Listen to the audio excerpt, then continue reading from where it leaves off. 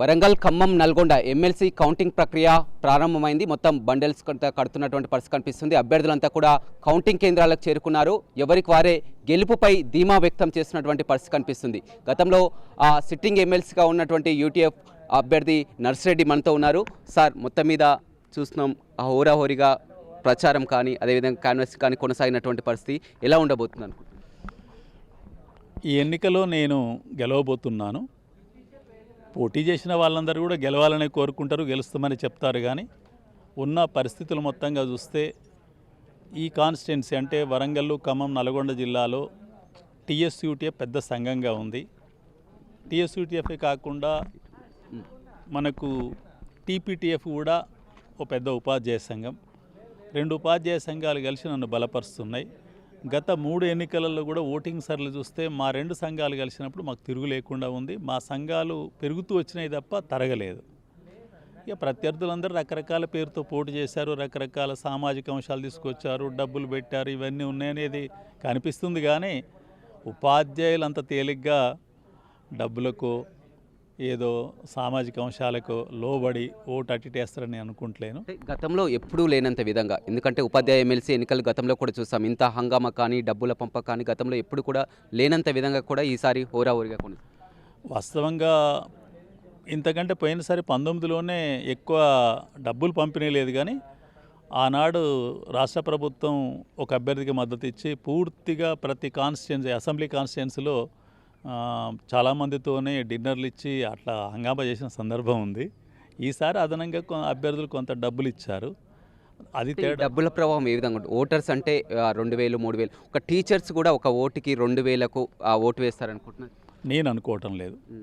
ఎందుకంటే ఈనాడు టీచర్ ఓటుగా నమోదైన వాళ్ళ మినిమం జీతం అంటే ఎక్కువ మంది జీతాలు 1,60,000-70,000 పైన ఉంటాయి. 2,000 అంటే ఒక నెల జీతంలో ఎన్నో వంతు, చాలా చిన్న మొత్తం. ఇవాళ 2,000 తీసుకొని ఒక మంచి రెస్టారెంట్కి పోతే ఒక భోజనం 2 భోజనాలు రావు. కాబట్టి 2,000కి ఏదో అమ్ముడుపోతారు నేను అనుకోవటం లేదు. మినిమం తక్కువ కూడా కస్తూర్బా గాంధీ బాలికా విద్యాలయాల్లో వాళ్ళ జీతం సిఆర్టీలది 26,000 ఉంది. వాళ్ళు ఎవరు కూడా ఈరోజు టీచర్ అనేవాళ్ళు, నేను టీచర్ను, నాకు నైతిక ధర్మం ఉంది, నేను భావి భారత పౌరులు తయారు చేస్తున్న బాధ్యతతోనే ఉన్నారు తప్ప వాస్తవంగా అభ్యర్థులే అటువంటి ప్రలోభాలకు గురి చేయకుండా ఉండవలసి ఉండే. అది నాకున్న అభిప్రాయం. అదే రుజువైద్దని నేను భావిస్తున్నాను. ఫస్ట్ ప్రియారిటీ ఓట్లలో కూడా ఎవరు కూడా ఖచ్చితంగా గెలుస్తారన్నటువంటి అంశం లేదు. ఎందుకంటే మనకు వ్యాలిడ్ ఓట్లతో పోల్చుకుంటే ఖచ్చితంగా 11,600, 11,700 ఓట్ల వరకు కూడా రావాల్సి ఉంటుంది. ఖచ్చితంగా ఎలిమినేషన్ ప్రక్రియకు వెళ్ళాల్సి ఉంటుంది. రెండో ప్రాంత ఓట్లను లెక్కించాల్సి ఉంటుంది. ఎలా ఉండబోతుంది అనుకో? తప్పనిసరిగా మీరు చెప్పింది నేను వాస్తవాన ఒప్పుకుంటున్నా. ఎందుకంటే పోయినసారి ఎన్నికలో నేను కూడా పోటీ చేసి గెలిచాను. కాబట్టి పోయినసారి ప్రధానంగా ఇద్దరి మధ్యనే పోటీ జరిగింది. అప్పుడు నాకు ఒక 38 ఓట్లు మాత్రమే తక్కువ పడ్డాయి ఏది ఫస్ట్ ఓటింగ్ గెలవడానికి. అందుకొరకు 100 ఓట్లు సెకండ్ ఓట్లు లెక్క పెట్టగానే నేను గెలిచేసిపోయాను. కానీ ఈసారి ఆ పరిస్థితి ఏముండదు. తప్పనిసరిగా 19 మందిలో 17 మంది కూడా ఎలిమినేషన్ ప్రాసెస్ కొనసాగించవలసి వచ్చు. ఆ పరిస్థితి వచ్చినప్పుడు తప్పనిసరిగా మన రిజల్ట్ కూడా 3వ తారీఖు నాడు వచ్చే అవకాశం ఉండదు, 4 నాడే వస్తుంది. ఎలిమినేషన్ ప్రక్రియ ఎవరితో ఉండబోతుంది అనుకుంటున్నారు? ప్రధానంగా చూసినట్లయితే శ్రీపాల్ రెడ్డి, పూల రవీందర్, నర్సిరెడ్డి ప్రముఖంగా ఉన్నటువంటి మీకు ఎవరితో ఉండబోతుంది? అట్లా ఉండదు ఎలిమినేషన్ ప్రక్రియ. ఎలిమినేషన్ ఎట్లుంటుందంటే అదే కింది నుంచి అంతా వస్తారు, చివరికి మిగిలేది ఇద్దరే. కాబట్టి మీకు ప్రధానంగా ఎవరితో పోటీ అనుకుంటున్నారు? ఎవరు ఉండవు? అది నేను అవసరం లేదనుకుంటున్నాను చెప్పడం. నేనైతే గెలుస్తాను చెప్తాను.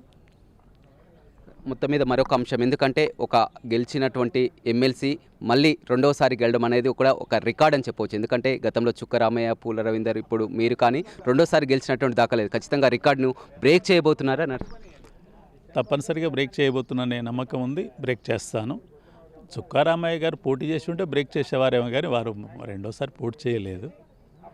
కాబట్టి వారికి బ్రేక్ చేయలేదనే మాట వాడే బదులు వారే అప్పుడు వయసు రీత్యా విరమించుకున్నారు. కాబట్టి ఇది 4వ ఎన్నిక, నేను మాత్రమే రెండోసారి పోటీ చేస్తున్నా, నేను బ్రేక్ చేస్తానని చెప్పి తెలియదు. అంత ఖచ్చితంగా గెలుపుకు ఏ అంశం దోహదపడుతుంది? ఎందుకంటే పిఆర్టీ అన్ని యూనియన్లు కూడా ఇప్పుడు బీజేపీ నుంచి చేసినటువంటి సర్వోత్తమ్ రెడ్డి కానీ, హర్షవర్ధన్ రెడ్డి కానీ, శ్రీపాల్ రెడ్డి కానీ, పూల రవీందర్, వీరంతా పిఆర్టీ యూనియన్ నుంచి వచ్చిన వారు.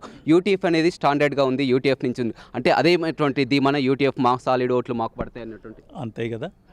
ఇక్కడ ఏంటంటే ఈ కాన్స్టిట్యున్సీలో ప్రధానంగా 3 ఉపాధ్యాయ సంఘాలు ప్రధానంగా ఉన్నాయి. ఒకటి టీఎస్యూటీఎఫ్, 2 పీఆర్టీ, 3 టీపీటీఎఫ్. ఇప్పుడు యూటీఎఫ్ టీపీటీఎఫ్ రెండు కలిసి నాకు మద్దతు ఇచ్చాయి. కాబట్టి మెజారిటీగా ఉన్న సంఘం మద్దతు ఇచ్చిన తర్వాత ఆ సభ్యులందరూ ఓటేసినాక నేను గెలవకపోతే ఎవరు గెలుస్తారు? ఇది ప్రధాన అంశం. రెండవది, ఇప్పుడు ఓట్లు పెరిగిన వాటిలో గురుకులాలలో పెరిగినాయి, మోడల్ స్కూల్ పెరిగినాయి, హైయర్ ఎడ్యుకేషన్ ఉంది, కేజీబీవీలు ఉన్నాయి, గిరిజన సంక్షేమ శాఖ ఉంది. వీటన్నిటిలో కూడా శాఖలు కలిగిన సంఘం ఏదంటే టీఎస్యూటీఎఫ్ మా సంఘమే. మా సంఘానికి మాత్రమే ఓటరు ఉన్న ప్రతి దగ్గర మాకు సంబంధించిన యూనియన్ ఉంది. మా యూనియన్ ఉన్నాక, మా యూనియన్ సభ్యులు ఉన్నాక, వాళ్ళు ప్రచారం చేసి ఓటేపించినాక నేను గెలవకపోతే ఎవరు గెలుస్తారు? మిగతా వాళ్ళు గెలవటం అంటే గెలవలేమని కదా డబ్బులు పెట్టింది. అంటే అదే ఇప్పుడు ఆ డబ్బుల ప్రవాహం ఉంది కాబట్టి ఆ క్వశ్చన్ రేజ్ అవుతుంది. ఎందుకంటే అభ్యర్థులంతా కూడా పేట నుంచి కానీ అంతా కూడా అభ్యర్థులు పెద్ద ఎత్తున పెట్టారు. నర్సిరెడ్డి గురించి అందరికీ తెలుసు, డబ్బులైనా కానీ ఎంత సౌమ్యుడో కూడా తెలుసు. అదొక ఉంది, కానీ అది పనికొస్తుంది అనుకుంటారు? తప్పనిసరిగా పనికొస్తుంది. ఇక తినే ముందు రుచి చెప్పటమే తిన్నాకనే చెప్పొచ్చు కాబట్టి 3 గంటల తర్వాత తెలిసిపోద్ది ఫస్ట్ ఓట్లు ఎన్ని వచ్చినాయి ఇవన్నిటి బట్టి. కాబట్టి ఇవన్నీ అంశాల రీత్యా మేము గెలుస్తాం.